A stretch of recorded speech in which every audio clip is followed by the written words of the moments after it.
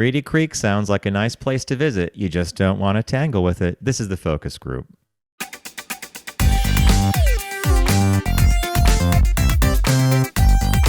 They're all business, except when they're not. It's the Focus Group with Tim Bennett and John Nash.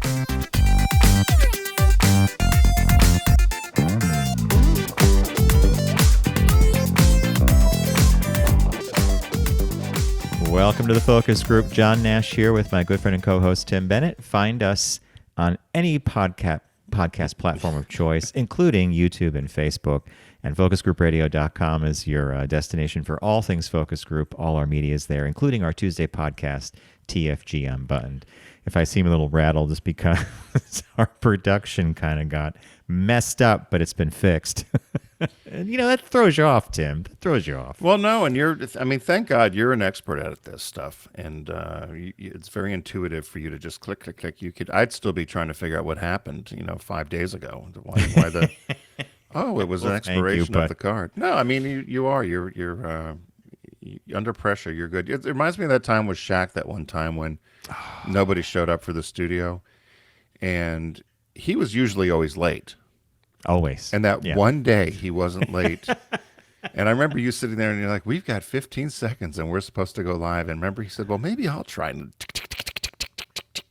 thank God, right? We just sat there for 40 minutes until somebody showed up. Katie arrived. She took the red eye back from Hawaii. And she was about she 40 woke minutes up later. late. She had a train issue getting down to the studio, but she arrived pretty quickly after he opened the show. But the thing you're talking about was he needed a password to unlock the control board, right? Yeah. And we're all sitting there. He's trying password. And he goes, maybe I'll try this one. And literally, everything went on, and we were able to go live. And yeah, you gotta love that. The one time that we needed him to be on time, he was on time. He was on time. And the deal with the live show, I mean, the benefit for us doing this now with people time shifting so much, and particularly after the pandemic, with people really have time shifted, we saw a huge shift to people, just downloading when they want to listen. When you did this live, it had to go, right? You had to keep it filled and keep it moving, and there was room for error in that. If you made an error, you just kept going. That was warts and all. This is we can edit. Well, it's funny because what happens now, though, is I find, and you probably find this from people will say, I was listening to the show and it might have been a show a month ago. And I'm like, what? You were talking about blah, blah, blah. And I try to recall it or whatever. And sometimes I remember the topic. Sometimes I don't. So somebody contacted us, our friends Bunky and Kate contacted us about we did a story about record albums or something. I talked about a yard sale with getting rid of albums. That's right. Vinyl. We were talking about vinyl. Yeah, I don't remember how long ago it was, but they referred back to it, and I just laughed because I thought, gosh, they're catching up on the shows. Or people are really current. Like we have a listener up in Syracuse named Marvin who sent us a really fun note about the. We were talking about, remember that thing you did about how the states got their shapes? Right. Or their names. So, so he sends back a note saying the topic about how the states could have been named. You mentioned Long Island becoming its own state, and you said it was Queens or the Bronx. It's Queens and Brooklyn. He goes, the Bronx is the only borough. This is fascinating. The Bronx is the only borough of New York City that's connected to the United States mainland. Think about that for a minute, right? So what was that again? The Bronx is the Bronx is the only borough of New York City that's connected to the United States mainland. Okay, so it would have been Brooklyn and Queens. That's what he said. Would have been Long Island. Okay. Yeah. Okay. To Long Island. All right. Or connected to Long Island. But New York State would never give that up. No. But I love getting. So I sent him. He's going to get some focus group socks for his point. And then he mentioned that he used to love that show that you mentioned, how the states got their shapes or something. And Lauren mentioned that too from Deep Discount. So. That was a big question. Our friend Mariana was teaching in China, and they would have this time where she taught English, and they would ask any question you want about the United States. Uh-oh. So the question was, how come the states on the left side are straight lines? And so actually, that's not a bad question when you look at the map, right? Yeah. There's a lot of regularity out west. Right, and that was when they surveyed things, and back in the East, it was really landmass, right? It was a mountain range, it was a river, or something. And And I Down to didn't the know barn, make a left at Yeah. the river. Yeah. And I didn't know until I moved here that Delaware was actually part of Pennsylvania. And William Penn cut it out and gave it to create its own area or own territory. So that's how Delaware Really? became a separate place. Yeah, it was originally part of the Pennsylvania colony, and they cut it aspect of it. And then when you look at Delaware, Maryland, and Virginia, the lines are all very odd, but it was all a compromise with the leaders of each of those areas plus England to decide what the boundaries were going to be. So It's it explains a lot of the wacky shapes, like Yeah. Connecticut, yeah, Rhode Connecticut Island. has that jog in the. That was Uh-huh. all a surveyor's error too.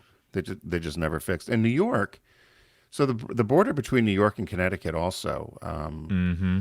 There was the jag that's Fairfield County was originally New York, and then the line actually went more diagonally. But yeah, how do you measure? What were you measuring with? Someone's like putting their thumb, like, okay, it looks straight. I mean, it was funny because I was driving back from Connecticut this past weekend, and I thought there's this huge gap between "Welcome to New York," "Welcome to Connecticut" signs. I don't know if you ever noticed that on 84 or 684. Yes. So there's this gap, and it's maybe I don't know half a mile or something. Half I'm a like, mile, is that kind of like North and South Korea? Is this a demilitarized? Like, where do I live? Because I'm driving, and I just passed the Welcome to Connecticut, so I'm technically in New York, but it hasn't welcomed me to New York yet. I'm thinking, are these houses? What are they paying? Connecticut tax, New York tax? What's the line? So when you were on 684, you go down and then you probably stay on, and then you get on something in Westchester I to get get on to the yeah. Maria Cuomo Bridge. Right. That's a huge bridge. It was Yes, it windy. is. It was really windy. I was scared. It was very, very windy over the weekend, as you know. And they had limited the speed limit down to 45 because it was so windy. But boy, you feel like Did you you're feel going to the pick car up get your car. buffeted? Yeah. And I was looking out and saw the white caps. So when you were going home, when you were returning, that span, the one that you were on going Yeah. across the river towards New Jersey, there's a pedestrian and bike thing that runs along the edge of it. I don't know if you noticed it at all. I've ridden across the Mario Cuomo Bridge. Was it windy times. when you've ridden it? I've been on both times I've been on there was warm and mild both days. No wind. Because I was wondering if you were on a bike and it was that windy, it would probably be difficult. Oh, it's would like that on the GW Bridge. They sometimes close down those paths because of the weather and It's so stuff like windy. that. Yeah. Yeah. Jeez. I didn't realize you rode up that far. How far is that from the city? 20 miles or so. So Maybe 20, you go up and 25. back. Yeah, and actually you can cross and there's a bike trail that takes you up. I could technically ride my bike up to the house upstate on bike trails. Why don't you do that I've one been time? toying with the idea, but it's just one That'd of those be a things. fun of- thing to do. Yeah, especially since How many miles is it? Oh, it would be 130 something, 120 You start something. early and stop for Yeah, lunch. it's an all day thing. You would get up there. If I left at like 7, I'd get up to the house around 4 maybe. But you have to build in some stops along the way, and I'm not sure the trails get kind of rough after a while. In fact, Adam and I rode up far one day, and he said, we could ride up to your house. I'm like, okay. And some guy rides up next to us, and he goes, not on those tires. Like, what are you talking really? about? Must He goes, it goes chunky gravel pretty soon, and Oh, it stays that way for several miles. And I was like, oh, okay, that's like, different kind of bike. But you could probably do back roads, huh? Yes, you could. Yeah, you could get off and then get back on the trail. And I've puzzled about it, and I talked about it with Adam one day because he would definitely be down for it. Because if a scenario would be you send Bob up ahead, Right. or you send Bob comes up, and we meet somewhere halfway, and we have lunch at the car or something, and then he goes up to the house and he meets us up there. But my days of doing those really long, a ride equivalent to that would be going from Boston to Provincetown. That's 130 some miles. What do you do if you have to tinkle? You just get off, go to the side of the road, You don't do what the marathoners do, just pee in your pants. Oh, I've often wondered about that. So when we watch the Tour de France, sometimes if you watch, Yeah, just pee the in cameras usually stay away from what they call the privacy breaks or the boys are taking a nature break. That's what the English guy. The boys are taking a nature break, and you just see them unclip one leg and it goes straight like a dog, and they're basically peeing through down the leg. You can't do that, can you? I'd have to be paid what they're paid to do that. I had to earn the contract, right? What does this might not be a fair question? What does a cyclist get paid? Do they get? I know it depends on what position. You're they're exactly in, right. Some of the top guys make over $1 million. Wow. Some of the plain old team members could make about 150 to $250,000 a year. Of course, their travel's paid for, their board is paid for, everything like that. But Are there any American teams anymore? There are American riders on some of the big world teams, but as far as we haven't had a good American team like Since the Postal Service. Yeah. Going Postal. Yeah. And you sponsored them. Rance ruined that. Well, for a while there, he lifted up American cycling in a way that no one else has. Yeah, huge. People really paid attention to it, which And then popped a balloon. Yeah, then doping. Dope. So if you're new to our show, you just got the banter portion. And then we move on to something called Caught Our Eye, and we share stories that Tim and I find independently. We visit with our partner, Deep Discount, go over some movies we think you might be interested in, take a quick break. We have a business birthday, the only show in the universe that does business birthdays, and then we have Shop Talk. And this week, we're going to have a little bit of a conversation about what went on at Disney's Reedy Creek down in Florida, and a quick Shop Talk about how to be a better public speaker. And you could do that by using something that you probably already have in your pocket or you're holding right now. I'll leave it there. So without further ado, Mr. Bennett, what caught your eye? What caught your eye? Here's what Tim and John found. So I was reading, this actually came from Reuters, and as we all know, there's, unless you're blind to the world, there's a war going on in Europe with the Russians have invaded Ukraine, or are trying to take over Ukraine. And in response to it, most of the Western countries, the NATO countries, Western countries, and other economically powerful companies like South Korea, Japan, have cut off doing business with Russia. And one of the big categories, or one of the big areas, is with the automobile industry. And so the Russians particularly had a very fond liking for German cars, particularly BMW, Mercedes, certainly Japanese cars, French cars from Renault. Renault is actually their largest brand. I did not know that penetration. About Renault. And Russia has one company that makes the Lada, I believe it's called. It's AutoVAZ is the company, which was a joint venture. It was 50% with General Motors, and that was really their only auto business. But what's happened is all of these car companies, similar to what's happened with retail. So McDonald's left, Starbucks had pulled out, I believe Pepsi, a number of retailers like Gucci, high-end luxury retailers have left as well. Because so of the Russians, sanctions. right? Because of all the sanctions. So the Russians have had to decide, or if you wanted to buy a new car, you had very limited choices. Now, there's obviously some residual because, as my boss used to say, we've never crushed a new one yet. So after they sell out of the ones that are currently there within the Russian territories, they're struggling to try to find cars to buy. So thanks to our friends in China, there's a thriving Chinese auto industry, and they're shipping cars into China.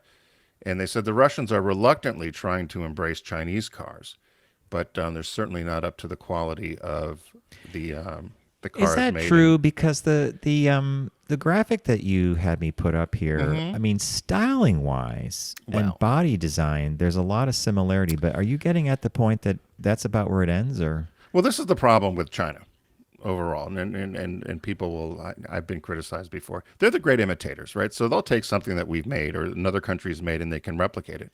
So if you're watching on our video, there's a number of vehicles.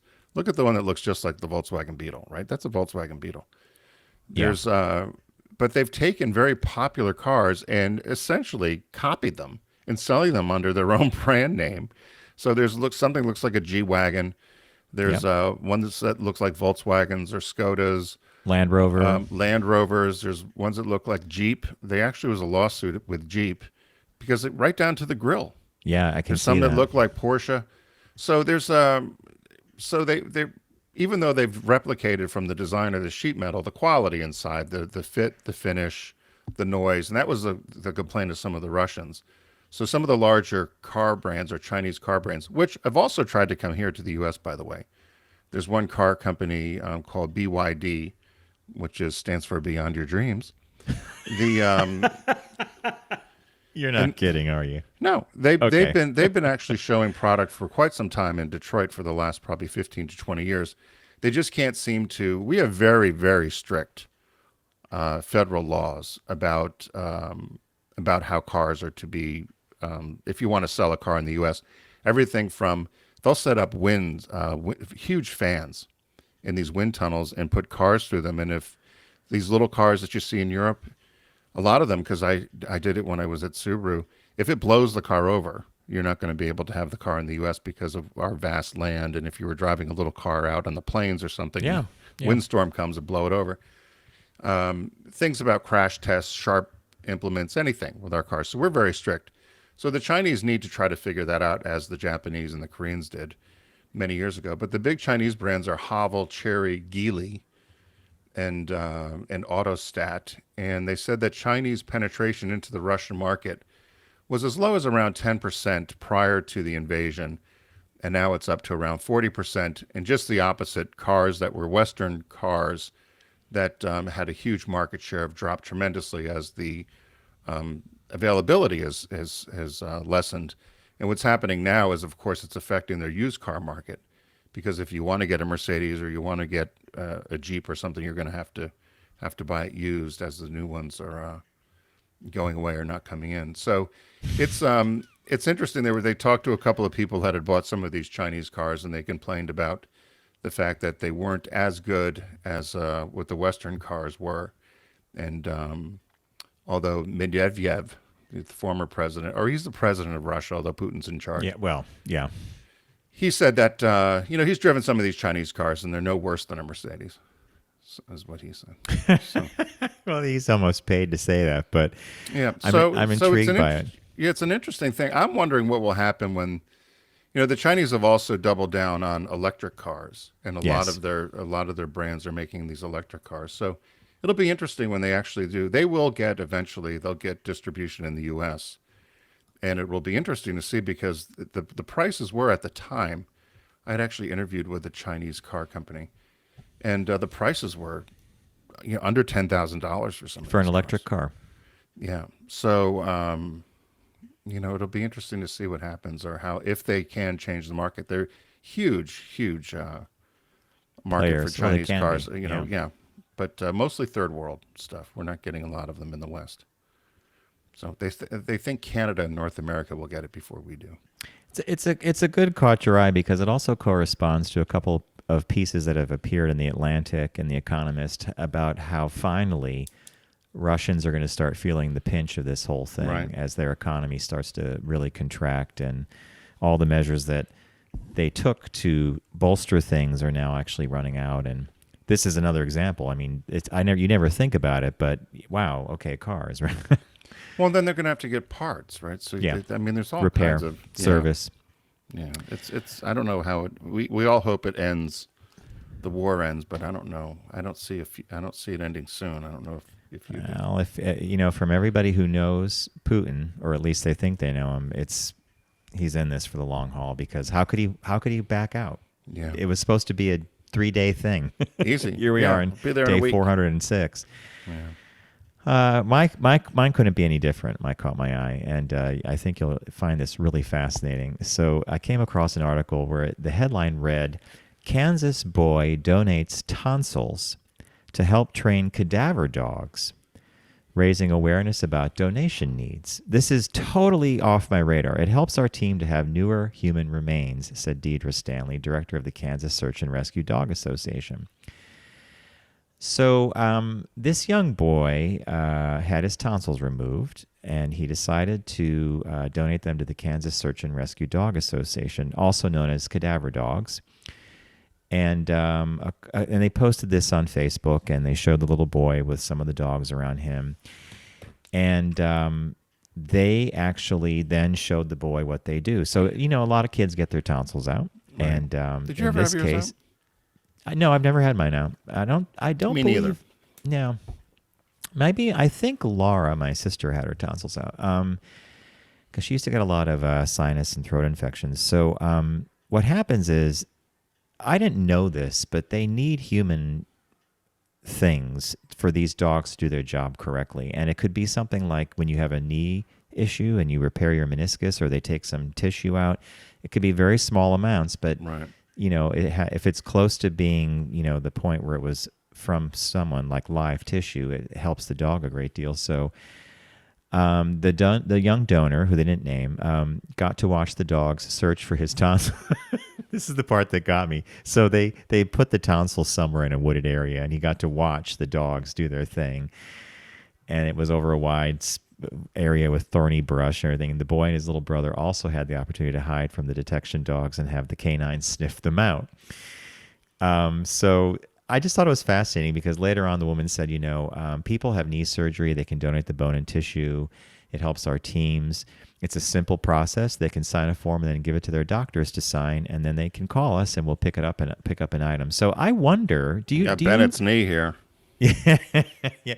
Have you ever heard of this before? No, I never did, and it makes sense now that you say it. But I never thought about it.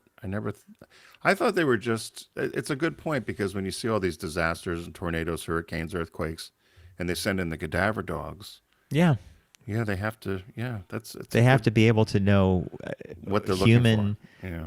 remains and human tissue from non-human, and I had never in a million years thought about it. For that matter, whenever I see someone, I've often seen in the city people with beautiful dogs that'll have that harness on, and it will say "Seeing Eye Dog in Training" or something like that. Right. And I wonder how they train the animal, because these dogs are so good with helping their person that they're assigned to, navigate the world. I still remember one time in Philly. I don't know why I found this funny, but there was one of these seeing eye dogs, and they were training him, and the dogs, at the traffic light, the dog sits, and then the light changes, and we leave. You cross the street, and this old lady goes, "How does he know the light changed?" Which was a good question, right? I guess the dog How do they know? I guess they must look see the movement of the light. I don't know. Because Or do someone they said, see "Aren't the dogs walk, don't walk?" colorblind?" Or Yeah. or is there a sound they hear? Because sometimes now in the cities they've got a whistle, right? Mm-hmm. Or a chirping sound with the at the don't walk and walk signs. I think dogs are super smart, and I think they look what they can do, right? You could be online at an airport and you'll see one of those dogs walking, and they may be searching for drugs or some explosives, and you're like, how do they even know how to do that? And now they got to teach them don't look for the pot, because that's in everyone's luggage, because of Colorado and California, right? That's true. They're looking for other things. They have to retrain them. It's an unfortunate side effect of Look for drag queen legalization. wigs. And forget about the marijuana. Look for drag Because clothing. they're the ones that are taking us down, right? Not the guns, not anything else. No, it's drag queens and books. For makeup and wigs.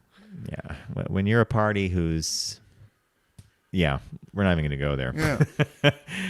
All right, folks. So as many of you know, Deep Discount is a partner of ours here on the Focus Group, and we would encourage you to visit our site, focusgroupradio.com, and click on the Deep Discount logo and start your shopping experience.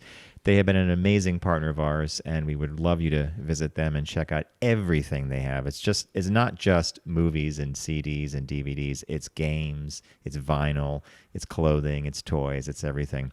So this week they have a sale, which I kind of liked, and it's films and TV shows with numerical titles, or numbers are in the titles. I mean, I could work for Deep Discount and come up with some of these sales. Like, because, for example, a sale of the title has to have Santa in it. I mean, so you're going to get like a bunch of movies. But this one, numerical titles, is fun to me. So what did you pick? Well, before I tell you what I picked, I had to laugh, because did you scroll through a lot of the movies? Yes. So my favorite one, because there were two, and I couldn't figure out the number. So the first movie I was going to pick was Forrest Gump, but I guess 4. Okay.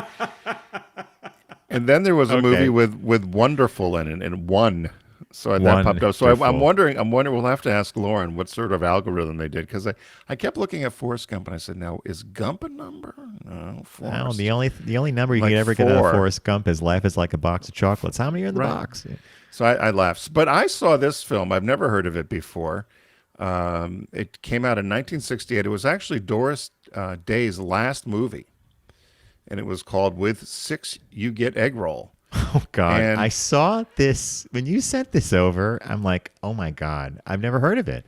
so it starred Doris Day, and as I said, it was her last film. Brian Keith and Jamie Farr, and it was popular in this whole genre was huge in the movies and in the theater of these blended families.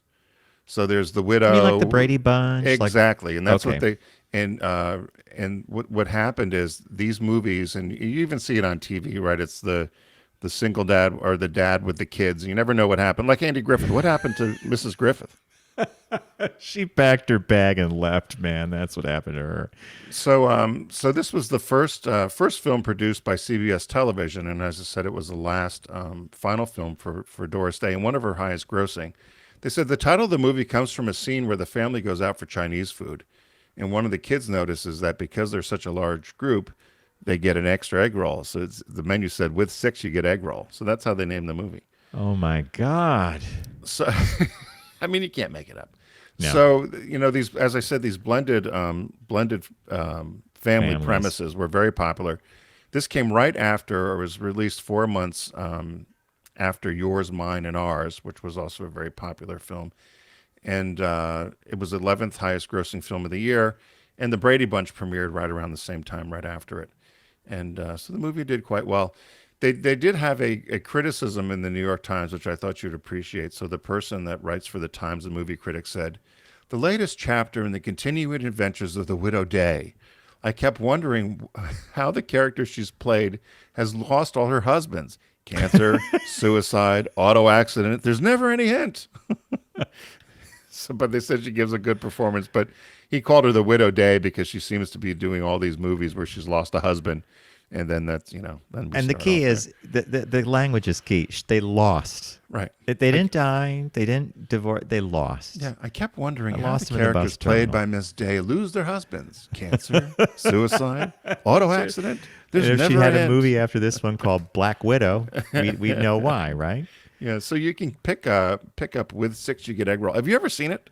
No, and this is one of those ones that I think it would be buy it 1068, right? Yeah, no, and it's got quite a cast too. So you'll Oh have yeah, to this check is it a out. good pick. You did good. All right, with 6 you get egg roll.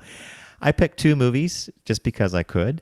The first one is called What We Left Behind, looking back at Star Trek Deep Space Nine. It's a really good documentary. If you're a Trek fan and you remember Deep Space Nine, this is a well-done documentary. I actually saw it in the movie theaters, and I think I'd like to see it again. It's 1852 on Blu-ray, and it's basically the creator of the show, the writers, and some of the cast members talk about, it broke a lot of molds and broke the format for the Star Trek genre, or the Star Trek format, I should say.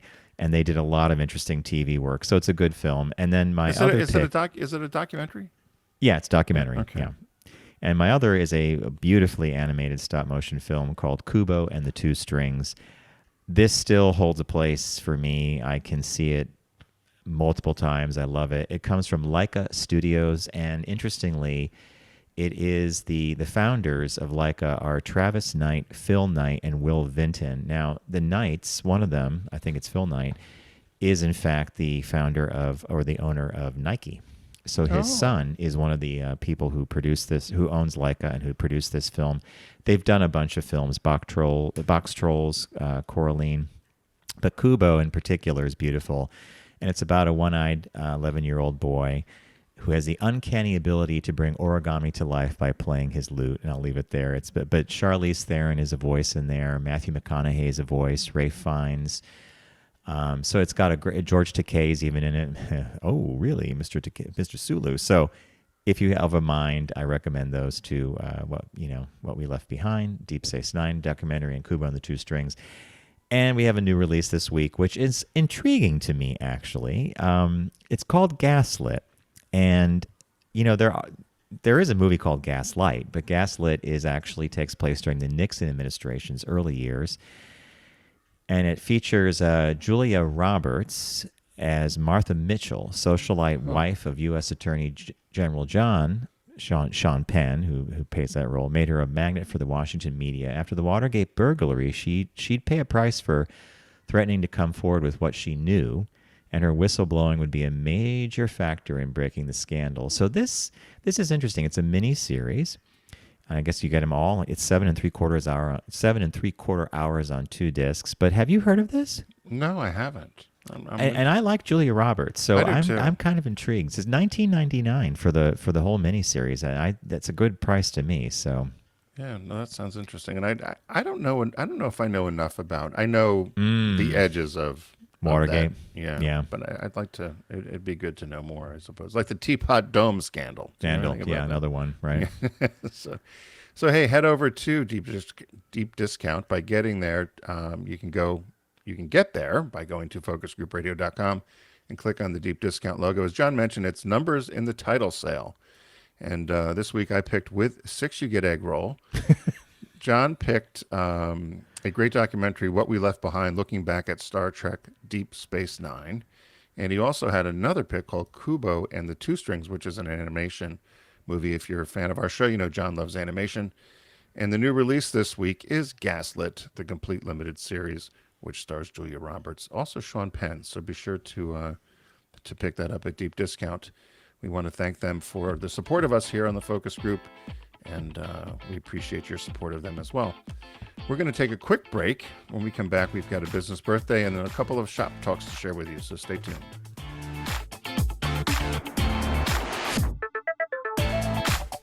You're listening to The Focus Group with Tim and John. Learn more at focusgroupradio.com.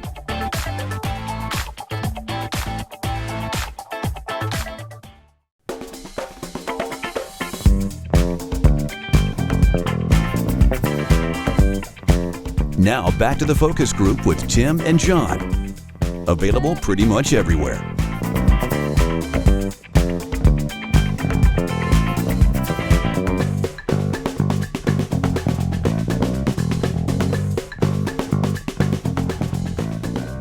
Welcome back to the Focus Group. John Nash with my co-host Tim Bennett. Focusgroupradio.com is the URL for our website, and everything you need to know about us is there. All our partners, and of course our other podcast, which is TFG Unbuttoned, 20 minutes, 3 quick stories that drops on Tuesdays. So here we are, back end of the show, and without further ado, we're the only show in the universe that does this. We have a business birthday for you. Everyone does celebrity birthday greetings, but the Focus Group is the only show in the universe that celebrates business birthdays. April 5th, happy birthday, Dean Lawrence Kamen. He's 72 today. He's an inventor. Angie, were you laughing at Dean? Do you know because Dean? there's a line that I hope you use about him and some people from our past, but go ahead. Oh, I don't know if I'm going to use him. I don't know if you'll have to do it. You'll have to remind me of the line. But he's inventor, engineer, and business person, public speaker, of course, which I thought it was hilarious as a title for him. But we know him most as the inventor of the Segway, although he holds over 1,000 different patents. And which I was shocked that he had that many patents, because I thought he just did the Segway and then kind of moved on. But a native of New York, he lives off an island in Connecticut now, but commutes back and forth to New Hampshire he flies his own helicopter and little plane. But a native of New York, he started earning money when he was a teenager. His father was a renowned illustrator who worked for Mad Magazine, Weird Science, and some other comic publications. And he, according to Kamen, when he was 5, he developed an innovative method for making his bed that did not require him to go from side to side. I don't know what that is other than a big quilt, right? Fluff it. Just throw over, right? That's what I do. So they said during his teenage years, he was already getting paid for his ideas. Local bands and museums paid him to build light and sound systems. He was making about $60,000 a year before he even graduated high school by building these light and sound systems. He went to Worcester Polytech, but left before he got a degree. He invented something called the auto syringe. That was his first thing in 1976. We dropped out of school. And the auto syringe was something that would help. It was a portable medicine pump that could be worn by patients. And he sold that and made quite a bit of money. Then in 2001, he introduced what would be known as his best-known invention, which was a Segway, that two-wheeled, self-balancing, electric-powered transporter device. He also created the iBot, which is an all-terrain, electric-powered wheelchair, and co-invented a compressed air device that shoots humans into the air And the military and police have been using this in terms for SWAT teams to shoot people in the air to get them up on buildings quick. I've not seen that. I'd Okay, like to so see basically it's like the Poof, like a cannon you see at a cannon. circus. that. I Okay. guess so, and they shoot you up and Okay. get on there. He's also working on some things now for for robotics for people with missing limbs, for arms, and also doing water purification systems, and trying to do some solar energy and advanced energy things. But quite the inventor, and Do you remember when obviously well Segway known. was going to basically change the world? Like they announced that he was coming out with this invention. It was going to change cities. They'll have to change Well, and everything. it was all hyped. Or I think it might have been the Today Show or something. I thought, what is? They said it's going to change transportation forever. Remember? Yes. And everybody was waiting and waiting and waiting. And then when it showed up, I was like, is this it? Although I would love to have one. I've tried to buy one. I was going to buy a Tim, used one. you and I have been on one. Well, I loved it. Didn't you like it? Tim and I got to ride Segways Was it on Italy? one of our trips. We were in Was it no, Italy? it was yes, Tim, you're probably right. You Yeah, were it was absolutely you and I right. and the comrade. That was it. Yeah, and we had to have helmets on, and it was lots of fun. And I could see, and these ended up being, while they weren't for everybody, the Segway ended up in warehouses, police departments, like Yeah. things where you need, and to watch someone who knows how, because you would lean forward and that would make it go. And if you leaned back, it would slow down. But boy, it took a while to get used to that one, remember? Yeah, and then the airports had them. Yep. Policemen. But I loved them. Then they had them for golf carts, and they put the all-terrain tires on. You could buy. I tried to buy them used because I thought, oh well, people. This is like the Bowflex, right? You buy it and then you don't want it after you get tired of it. So I thought I could pick one up cheap, but they're not cheap. I've gone on eBay to look to see if I can find them. You can't really get them that cheap. But I thought it would be fun to have one around here. Head down to the beach. I just remember our old friend Tim, who I believe was either interviewing or possibly going to do something with Dean. And he basically jokingly said, I'm going from one company that has all-wheel drive to another one that requires all-wheel drive.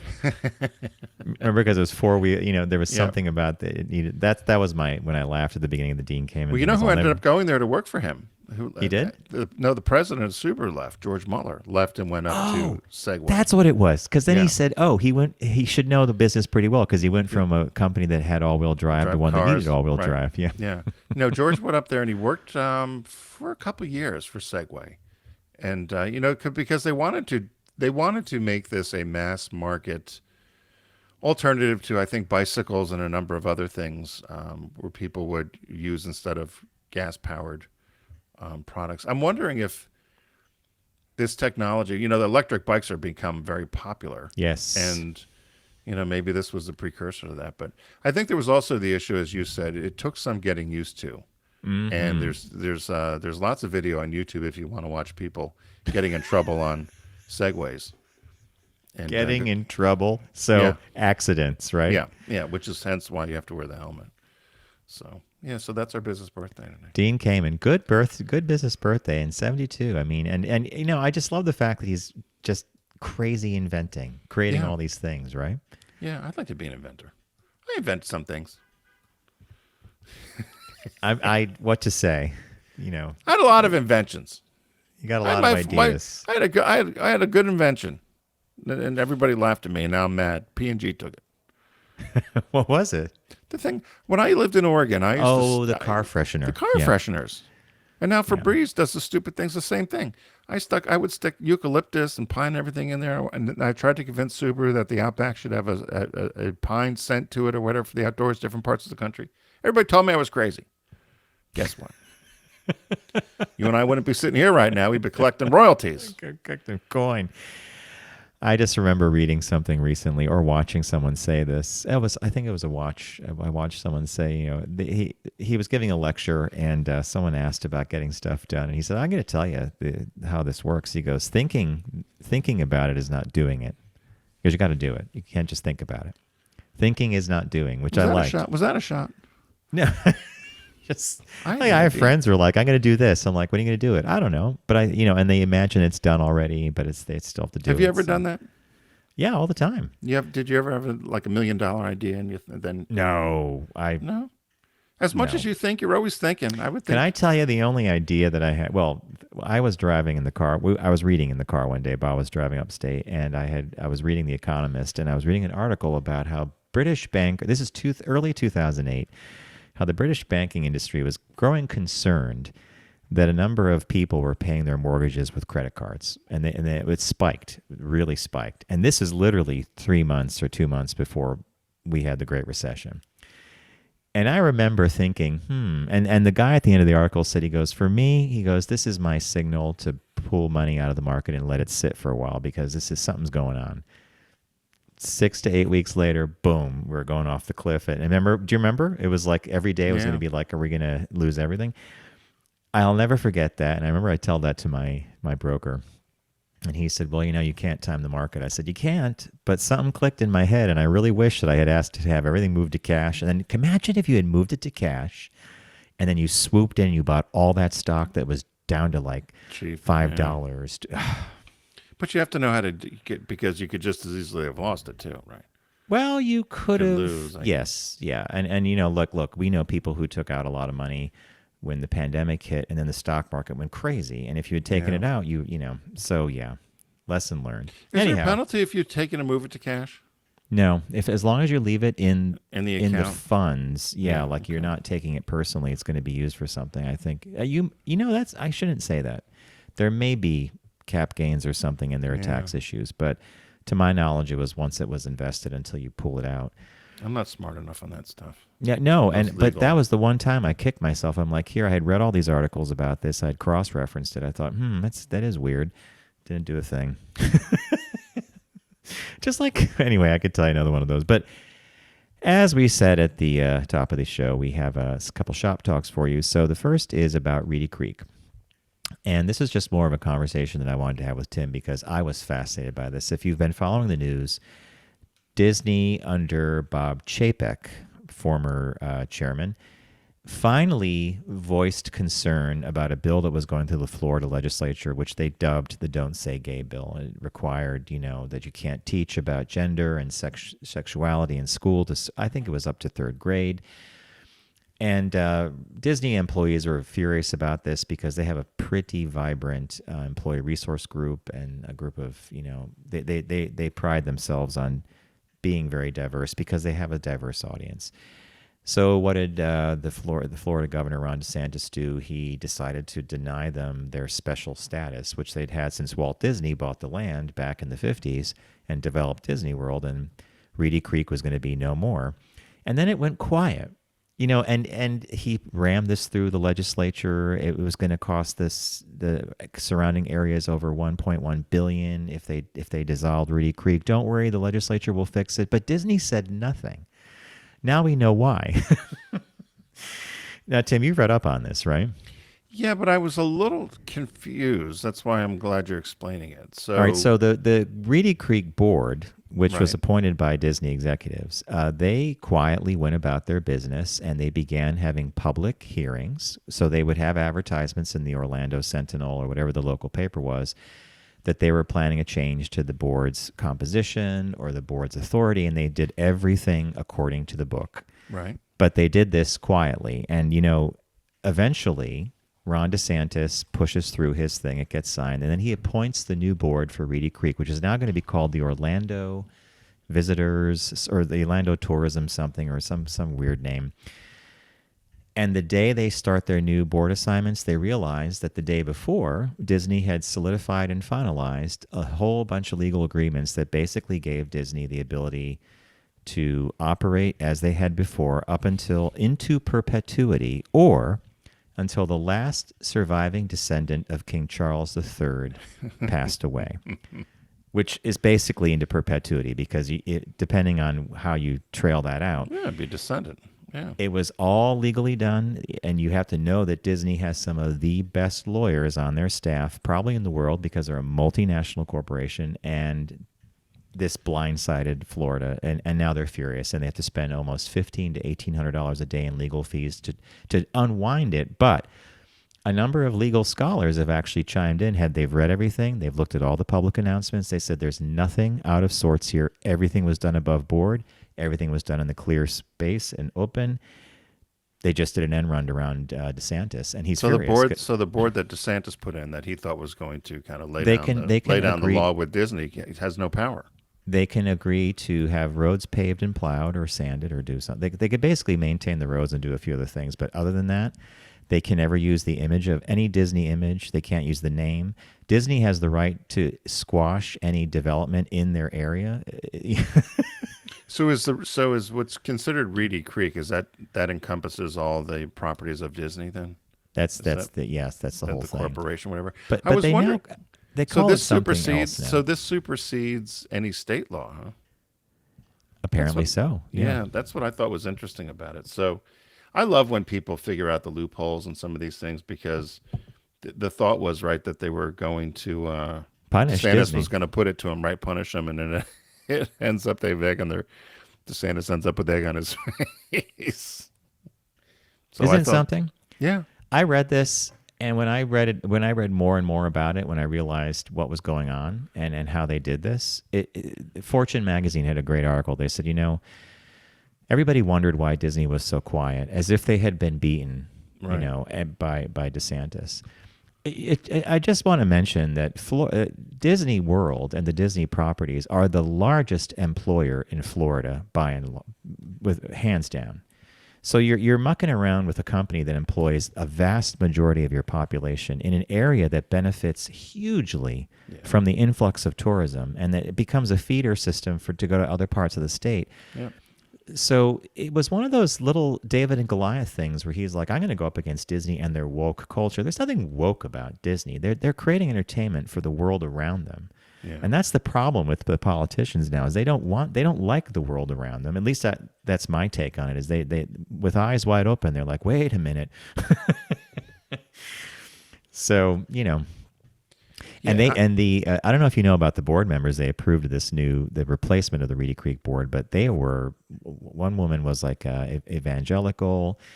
One guy's on the board. He has outspoken things about, saying things about Disney and how they're, grooming our kids, the whole bit. So they were going to be a problem, but I just think this is hysterical. And then DeSantis, until recently on his book tour, was touting how he went up against Disney, the world's most powerful entertainment company, and won. Now, on his book speeches, he barely mentions it because of this Reedy Creek thing. And then he did say the other day, he goes, "You just watch. This is not over yet." They're and he's implying that he's going to use the power of his office to wallop a company that employs the vast majority of the state's population. I thought it was. When I looked at it, I thought it was brilliant on behalf of Disney what they did. Yes. And then when you read and you go into it further, and this board that was supposed to be this puppet board that was put in by DeSantis is all furious because they have zero influence or zero. They as you said, the only jurisdiction they have is decide whether they're going to maintain the roads and the infrastructure. No advertisements, no Nope. nothing. No expansion. So Disney has overrule over everything, which is great. So I love that you use a puppet board, because that's exactly what they were. yeah. And this other article we had, it's a brief one. Basically, it's a way to help you become a better public speaker. And the recommendation is simple. Record yourself talking. You could buy an inexpensive holder for your phone, and if you have a tripod, you could mount it, or maybe just sit it somewhere and record yourself giving the presentation that you are about to give, or you're going to practice giving. I looked at it and I thought this was obvious to me, but that's because you and I, Tim, we're on camera a great deal. We were on the mics for many, many years at Sirius, and then we would do live events. We had to be, present a certain way. But I just think it's a very helpful little thing there. Just record yourself on the phone giving the presentation, and you will see yourself looking away or not looking directly at the person that you might want to be addressing, that kind of thing. Or would I get in trouble for making faces? Yeah. I'm the city commission here, and I had to stop because someone will say something, and I'll, like I used to do in the studio at Sirius. You're like, if you could see Tim's face now, making a comment. So it's I thought it was good advice, particularly as you said, for somebody just starting out or wants to see how their delivery is. I used to hate hearing myself. I still do. I don't like to listen to myself recorded. Nobody likes to hear their voice recorded. And then the eye contact thing, whether you're wandering off or you're paying attention, Yep. or you're looking at the audience, or you're confident, and what your posture is, how you stand, all that sort of stuff is important.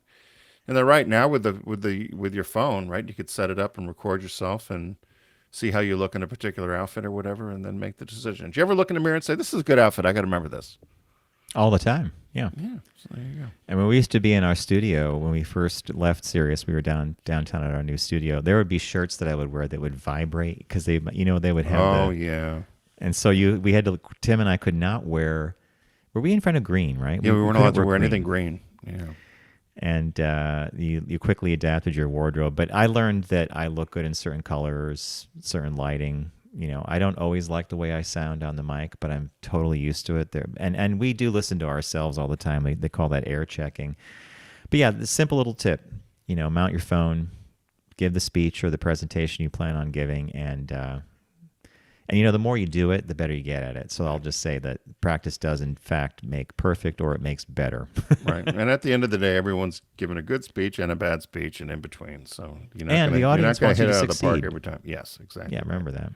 And they don't know what you're going to say or what you forgot to say. That's the other thing I used to have to get used to. It's like, I should have said this. Tim, well, that's they a didn't good know. one. They didn't know you were going to say that, so don't worry about it. Yeah, that's a good one.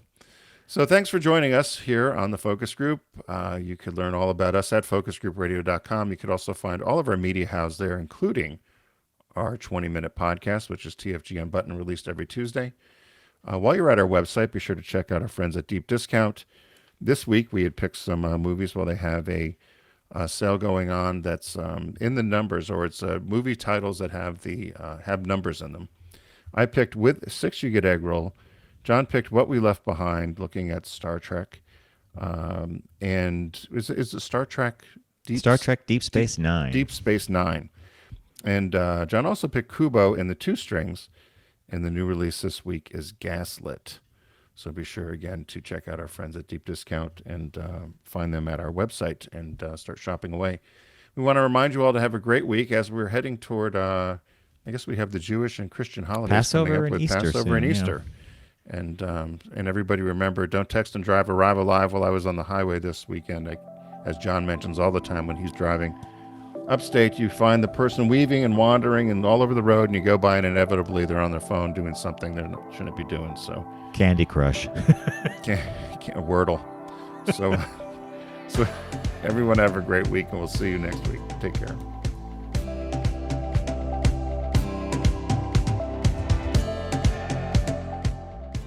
It's the Focus Group with Tim Bennett and John Nash. Accessible on all platforms. Subscribe, like, and rate us on your platform of choice. Learn more at focusgroupradio.com. That was a stunning focus group.